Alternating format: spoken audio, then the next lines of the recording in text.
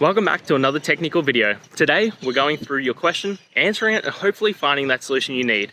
Guys, remember to stay just a little bit crazy, just like me, and hopefully get to that resolution. Now, let's get on to the video.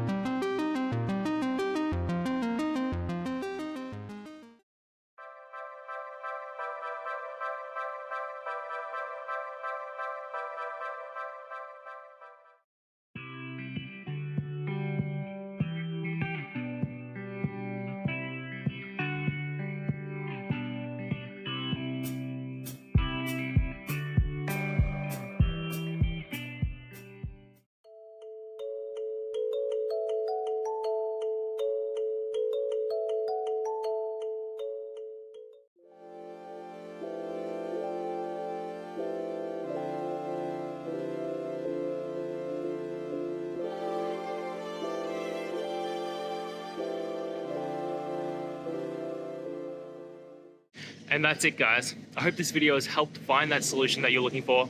And if it did, please hit the subscribe button. I'd really appreciate it. Now, until the next time that you need technical help, I hope you have a good one.